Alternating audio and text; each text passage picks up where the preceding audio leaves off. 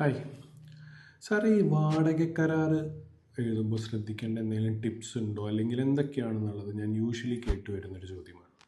ഞാൻ കരുതി അതിനെക്കുറിച്ചൊരു വീഡിയോ ചെയ്യാം.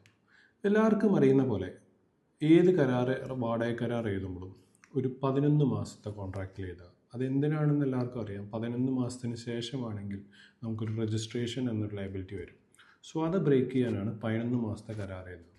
പിന്നെ ഏത് കരാർ എഴുതുമ്പോഴും നമ്മുടെ കരാറുകാരായിട്ട് ഒരു 2ൽ കൂടുതൽ തവണ റിന്യൂ ചെയ്തിരിക്കുക. അതായത് ഇപ്പോൾ നമ്മൾ എക്സ് എന്നൊരു ആളുമായിട്ടാണ് കരാർ എഴുതിയെങ്കിൽ ഒരു തവണ റിന്യൂ ചെയ്തു, അടുത്ത തവണ റിന്യൂ ചെയ്യുമ്പോൾ അത് വേണമെങ്കിൽ അയാളുടെ ഭാര്യയുമായിട്ടോ അല്ലെങ്കിൽ പ്രായപൂർത്തിയായ മക്കളുണ്ടെങ്കിൽ മക്കളുമായിട്ടോ റിന്യൂ ചെയ്യാവുന്നതാണ്.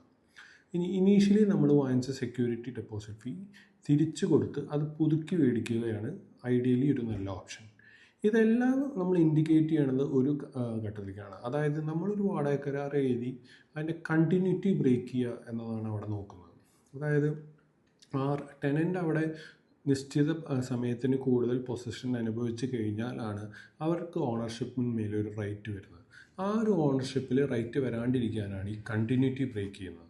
സോ ഇത്തരം ടിപ്സുകൾക്കായി ഇനിയും ഫോളോ ചെയ്യുക. This is Nithin and I speak on finance and compliance.